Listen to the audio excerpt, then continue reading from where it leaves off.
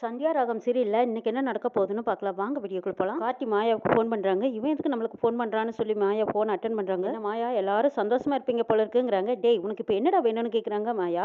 எனக்கு வேணும்னு தான் நீங்க எல்லாரும் கெடுத்து விட்டுட்டீங்களே. இப்போ உனக்கு வேணுங்கிறத நான் கொடுக்கலான்னு இருக்கிறேங்கிறாங்க. டேய் என்னடா சொல்றேன்னு கேட்குறாங்க மாயா.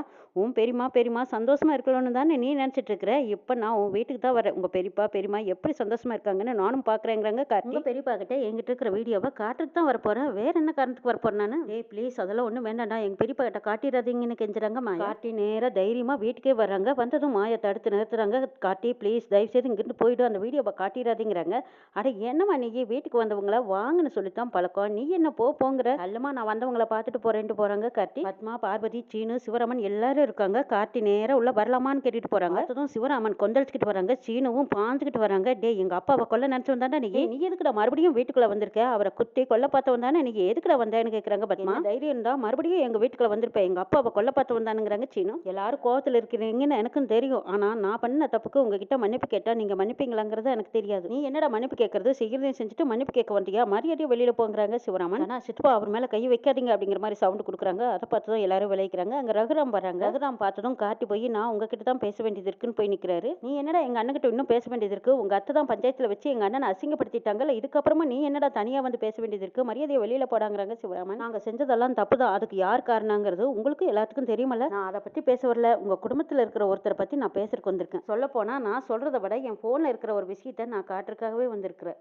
டேய் அதுதான் முடிஞ்சிருச்சல்ல, தேவையில்லாம பிரச்சனை பண்ணாதான், மரியாதையா இங்க இருந்து போயிடு, அதான் உனக்கு நல்லதுங்கிறாங்க. கதி இங்க எதுவும் பேச வேண்டாம், அப்படி தனியா வாங்கன்னு ரகுராம தனியா கூட்டிட்டு போறாங்க. கார்த்தி முதல்ல நடந்த விஷயத்துக்கு நான் உங்ககிட்ட மன்னிப்பு கேட்கறேங்கிறாங்க. சரி தப்பு உங்க பேர்ல மட்டும் இல்லையே அப்படிங்கிறாங்க ரகுராம். சரி பழச பேச வேண்டாம், நான் வந்த விஷயத்த காட்டிடுறேன் அப்படின்னு சொல்லி போன் எடுத்து காட்டுறாங்க. கார்த்தி ரகுராம் போன்ல இருக்கிற வீடியோவெல்லாம் பார்த்துட்டு திருப்பி கொடுத்துட்றாங்க. கார்த்தி ஏதோ சொல்லிட்டு திரும்பி வராங்க. மாயா ஓடி வந்து டேய் நான் எவ்வளவு தூரம் சொன்னேன் எங்க பெரியப்பா கிட்ட எதையும் காட்டாது, நீ ஏன்டா இப்படி செஞ்சேன்னு கேட்கறடா. நீ என்ன நினைச்ச, நான் உங்க பெரியப்பா கிட்ட என்ன காட்டினேன் தெரியுமா, மாயாவோட வீர விளையாட்டுகள் எல்லாம் வீடியோ எடுத்து வச்சிருந்தேன்ல, அதை தான் நான் காட்டினேன். குழந்தை பிறந்ததுக்கு அப்புறம் கூட ஸ்போர்ட்ஸ்ல ஜெயிச்சிருக்காங்கன்னு நான் உங்க பெரியப்பா கிட்ட சொல்லிட்டு வந்திருக்கேன். அனாவோட கோச்சா அவ மேல எனக்கு நம்பிக்கை இருக்கு. கண்டிப்பா அவ பெரிய பேட்மேட்டா வர முடியும், அனுமதிச்சா நிச்சயமா அவ மறுபடியும் விளையாட்டுல சேர்ந்துக்கலாம். வாழ்க்கையை நீங்க நினைச்சா மாத்த முடியும்னு நான் சொல்லிட்டு வந்திருக்கேங்கிறாங்க. கார்த்தி என்ன பயந்துட்டியா, இந்த பயம் ஒவ்வொரு நாளும் உன்னை சாகடிக்கணும், எனக்கு எப்போ உண்மையை சொல்லணும்னு தோணுதோ அப்ப இந்த ஊரறிய போஸ்ட் அடிச்சு ஒட்டுவேங்கிறாங்க. கார்த்தி ஒவ்வொரு நாளும் உனக்கு நரகம் தான் வரட்டா அப்படின்னு சொல்லி காட்டி போறாங்க. மாயா என்ன பண்றதுனே தெரியாம தவிக்கிறாங்க. ஓடி வந்து மாயா கிட்ட சொல்றாங்க, இன்னும் இந்த குடும்பத்துக்காக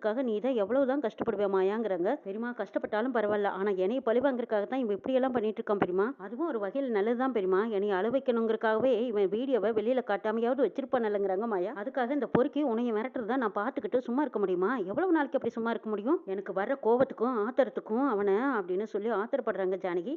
வேண்டாம் பெரியமா, கோவத்தில் அவனை ஏதாவது பண்ணி பிரச்சனை பெருசாயிட்டு போகுது, நாம இதை பொறுமையாக தான் ஏதாவது பண்ணணும், அனாவோட வாழ்க்கைக்காக எவ்வளோ கஷ்டம் வந்தாலும் சரி பெரியமா தாங்கிக்கலாம், நீங்கள் டென்ஷன் ஆகாதீங்க போங்கங்கிறாங்க. ஜானகி போயிடுறாங்க. மாயா இதை பற்றி யோசிச்சிட்டே நிற்கிறாங்க. அங்கே கதிர் வர்றாங்க. என்ன மாயா அந்த கார்த்தி உங்ககிட்ட என்ன சொல்லிட்டு போனா சொல்லுங்கிறாங்க. அதெல்லாம் ஒன்றும் இல்லைங்கிறாங்க. இல்லை ஒன்றும் இல்லாமையெல்லாம் இல்லை, அவன் முகமே சரியில்லை, ஏதோ உன்னை மிரட்டிட்டு போகிறான், அது என்னன்னு சொல்லுன்னு கேட்குறாங்க. மாயா இதை சொல்லலாமா வேண்டாமான்னு யோசிக்கிறாங்க. ஒவ்வொரு நாளும் நீ பயந்து பயந்து சாகணும், அப்புறம் ஒரு நாள் நான் இந்த வீடியோவை போஸ்ட் அடிச்சு ஊரெல்லாம் ஒட்டி சொல்லிட்டு போன விஷயத்த சொன்னா கதிர் இன்னும் கோவப்பட வேணான்னு யோசிக்கிறாங்க. மாயா என்ன சொன்னான்னு சொல்லு, அவனை இப்படியே விட்டோம்னா அவன் இன்னும் உன்னை டார்ச்சர் பண்ணிக்கிட்டே தான் இருப்பான், ஆரம்பத்திலேயே அவனோட ஆட்டத்தையும் கொட்டத்தையும் அடக்கி வைக்கணும். மாயா கதிர் அவன் என்ன பண்ண போறேன்னு கேட்குறாங்க. அந்த மாதிரி ஆளையெல்லாம் விடவே கூடாது, தனாவுக்கு இன்னும் அவன் பிரச்சனை பண்ணிக்கிட்டே தான் இருப்பான், அவனை நான் கொன்னுட்டு ஜெயிலுக்கு போனாலும் பரவாயில்ல, அவனை நான் விடமாட்டேன்னு சொல்லிட்டு போறாங்க. கதிர் கொஞ்சம் நெல்லு, முட்டாள்தனமா ஏதாவது பண்ணிடாத, அவனை கொண்டுட்டு நீ ஜெயிலுக்கு போறியா, அப்ப தனாவோட வாழ்க்கை என்ன ஆகுறது, இப்படி ஒரு நேரத்துல நம்ம அவசரப்படக்கூடாது, அப்படி அவசரப்பட்டு ஏதாவது செஞ்சுட்டா அது நம்ம குடும்பத்தை தான் பாதிக்கும். மாயா அதுக்காக அவனை அப்படியே விட்டாலும் அதுவும் நம்ம குடும்பத்துக்கு தான் பாதிக்கும், அந்த வீடியோ வச்சு நம்ம எல்லாத்தையும் டார்ச்சர் பண்ணிக்கிட்டே தான் இருப்பான், அப்படியெல்லாம் நான் விட்டுற மாட்டேன் கதிர், அவன் போன்ல இருக்கிற வீடியோவை எப்படியாவது நம்ம பார்த்து அதை டெலீட் பண்ணிடணும்.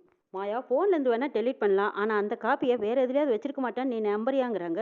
கண்டிப்பாக அவன் வச்சிருப்பான், ஆனால் அந்த காப்பியை எங்கே இருக்குன்னு நம்ம தெரிஞ்சுக்கணுங்கிறாங்க மாயா. அதெல்லாம் தெரிஞ்சுக்கிறது கஷ்டமாச்சு மாயாங்கிறாங்க கதிர். ஆமாம் அவ்வளோ சீக்கிரத்துலலாம் அவன் உண்மையை சொல்ல மாட்டான், அதை வச்சு டார்ச்சர் பண்ணிக்கிட்டே தான் இருப்பான் அப்படின்னு மாயாவும் கதிரும் பேசிட்டு இருக்கும்போது அந்த பக்கமா சீனு வந்து பார்த்துக்கிறாங்க. வீடியோ வச்சுக்கிட்டு தானே இந்த ஆட்டம் ஆடிட்டு இருக்கான், நீ அவசரப்படாமல் இரு, தானாவும் ஒன்றா வாழணும், தானா உன்னை கூடிய சீக்கிரம் புரிஞ்சுக்குவா, அதுக்கு தானே உனக்கு கல்யாணம் பண்ணி வச்சு நல்ல வாழ்க்கை இருக்குது, எதிர்காலம் இருக்குது, அவசரப்பட்டு நீ அதை கெடுத்துக்காத கதிருங்கிறாங்க. சரி இப்போ என்ன பண்ண சொல்ற மாயா? அந்த வீடியோவை எடுக்கணும். அதுக்கு மட்டும் என்ன வழின்னு யோசிக்கலான்னு மாயாவும் கதிரும் பேசிட்டு இருக்காங்க. சரி, அது வரைக்கும் பொறுமையா இருக்கலாம்னு சொல்லிட்டு இப்ப கதிர் அவங்க ரூமுக்கு வர்றாங்க. ரூமுக்கு வரும்போது தனா சரியான கோவத்துல அவங்க கையில இருந்த மோதிரத்தை கழட்டி வீசுறாங்க. கழட்டி வீசின மோதிரம் கதிர் காலடியில வந்து விழுது. அந்த மோதிரத்தை எடுத்து பாக்குறாங்க கதிர். சரி, என்னைக்காவது ஒரு நாளைக்கு புரிஞ்சுக்குவல்ல, அந்த அன்னைக்கு இந்த மோதிரத்தை அவ கையில போட்டு விட்டுறலாம். அது வரைக்கும் நம்மகிட்டயே இருக்கட்டும்னு பாக்கெட்ல போட்டுக்கிட்டு வந்துடுறாங்க கதிர். சீனுவோட பாட்டி வராங்க. ரகுராம் பாக்குறாங்க. அத்தை வாங்க வாங்க வந்து உட்காருங்க அப்படின்னு கூப்பிடுறாங்க. எப்படிப்பா இருக்கீங்க? எல்லாரும் நல்லா இருக்கீங்களா அப்படின்னு பேசிட்டு இருக்கும்போது எல்லாருமே கூடிடுறாங்க. மணிவண்ணனும் வராங்க. அவங்கள பார்த்ததும் எப்படி ரசம் இருக்கீங்கிறாங்க. அம்மா உங்க ஆசீர்வாதத்துல நான் நல்லா இருக்கேம்மா. உங்களோட ஆசீர்வாதத்தால நான் 100 வருஷத்துக்கு மேலேயே வேணாலும் இருப்பேன் பாருங்க. நீ அந்த நிலைமையில் பார்த்து இந்த அம்மா மனசு கொள்ளலடா, அதான் பார்த்துட்டு போலான்னு வந்தேங்கிறாங்க. சரி, வலி ஏதாவது இருக்கா அப்படின்னு கேட்குறாங்க பாட்டி. அம்மா எனக்கு வலி எல்லாம் எதுவுமே இல்லை, நான் நல்லா தான் இருக்கேன். சரி உட்காருங்கன்னு உட்கார வைக்கிறேன். மாயா ஓடி வந்ததும் பாட்டி நல்லா இருக்கீங்களான்னு கேட்குறாங்க. நான் நல்லா தாம்மா இருக்கேன், நீ நல்லா இருக்கியா அப்படிங்கிறாங்க. சீனு வந்து பக்கத்தில் நிற்கிறாங்க. என்னடா பேராண்டி, இன்னும் உனக்கு கோவம் தீரலையோ? உன் கோவம் எத்தனை நாளைக்கு? நாளானா சரியா போயிட்டு போகுதுங்கிறாங்க பாட்டி. சம்மந்தி திடீர்னு வந்திருக்கீங்க, என்ன விஷயமா வந்தீங்கன்னு பத்மினி பாட்டி கேட்குறாங்க. அது ஒன்றும் இல்லை, உக்கரத்தில் இருக்கிற நம்ம ஊரில் திருவிழா வந்திருக்கு. என் பிள்ளை இந்த ஊருக்கு வந்ததுலேருந்து அங்கே எதையுமே நம்ம சரியாக செய்ய முடியறது. இந்த வருஷமாவது நம்ம ஊரில் சிறப்பாக செய்யணும்னு நினைக்கிறேங்கிறாங்க. ஆமாம், அது நல்ல விஷயம் தானுங்கிறாங்க. எங்கள் பங்குக்கு ஏதாவது செய்யணும்னா சொல்லுங்க, நாங்கள் செய்கிறோங்கிறாங்க ரகுராம். நானே எல்லாம் சிறப்பாக செஞ்சிருவேன்ப்பா. நம்ம வீட்டில் 2 கல்யாணம்னு கேள்விப்பட்டதுமே அந்த 2 கல்யாணமும் நல்லபடியாக நடக்கணும்னு நான் வேண்டிக்கிட்டேன். அப்படி நல்லபடியாக கல்யாணம் நடந்துட்டா அவங்க கையாலேயே முளைப்பாரி எடுத்து சாத்தணும்னு வேண்டிக்கிட்டேன். 2 குதிரையும் வாங்கி சாத்தணும்னு வேண்டியிருக்கேன்ப்பா. புதுசாக கல்யாணமானவங்க கருப்பு சாமிக்கு குதிரை வாங்கி சாத்துனா அவன் குளம் விருத்தியாகும்னு சொல்லுவாங்க. நான் வேண்டுதல் வேற வச்சுட்டேன் ஐயா. சாமி காரியம் தள்ளி போடக்கூடாது ஐயா. 4 பேரையும் கூட்டிட்டு போய் வேண்டுதலை முடிச்சிடலாம்னு நினைக்கிறேன்ப்பாங்கிறாங்க. ஆமா, வேண்டுதல் வச்சா அதை சிறப்பாக பண்ணித்தானே ஆகணுங்கிறாங்க பாட்டி. நீ என்ன சொல்றேன்னு பத்மினி பாட்டி கேட்குறாங்க. ரகுராமா, இங்க நடந்த கல்யாணத்தை இல்லைன்னு சொல்ல முடியாதுல்லப்பா. நடந்த காரியத்தால சாமி காரியத்தை நம்ம செய்யாம விடக்கூடாதுப்பா. அப்புறம் சாமி குற்றத்துக்கு ஆளாயிடுவோம். பெரிய மனசு பண்ணி அவங்க 2 பேர்த்தையும் அனுப்பி வை. அவங்களோட நான் தனாவையும் அனுப்பி வைப்பா. தனாவும் கதிரும் வந்தாங்கன்னா இன்னும் நல்லா இருக்கும்பா, அனுப்பி வைன்னு கேட்குறாங்க. நல்லபடியா கல்யாணம் நடக்கணும்னு தானே வேண்டிக்கிட்டீங்க. இங்க என்ன கல்யாணம் அப்படியா நல்லபடியா நடந்ததுன்னு கேட்குறாங்க பத்மா. பத்மா, பெரியவங்க பேசிட்டு இருக்காங்கல்ல, குறுக்க பேசாத. அன்னைக்கு நீயும் சொல்லுமா, சாமி காரியம் இல்லையா, பேசாம இருந்தா எப்படி? ரகுராமா, நீ சொல்லு, அனுப்பி வைப்பா. அத்தை, உங்க பேரனையும் அவன் பொண்டாட்டியும் நீங்க கூட்டிட்டு போய் என்ன வேணாலும் செஞ்சுக்கோங்க. ஆனா என் பொண்ணு விஷயத்துல அவன் விருப்பம் என்னவோ அதுதான் நடக்கும். அவ விருப்பத்தை கேட்டுக்கோங்கன்னு சொல்லிடுறாங்க. ரத்மினி பாட்டி தனாவை கூப்பிட்டு பாட்டி சொன்னதை கேட்டியல, நீ போயிட்டு வான்னு சொல்றாங்க. இல்ல, நான் எங்கேயும் வரலன்னு சொல்லிடுறாங்க தனா. நானும் எங்கேயும் வரலன்னு சீனுவும் சொல்றாங்க. சீனு, உன்னோட விருப்பத்தை யார் கேட்டா? கண்டிப்பா நீ போயிட்டு ஆகணுங்கிறாங்க மணிவண்ணன். டே, அவன் விருப்பத்தை யாரடா கேட்டா? 4 போட்டு கூட நான் இழுத்துட்டு போயிடுவேன். இப்ப தனாவும் கதிரும் சொல்றதுதான் முக்கியம்.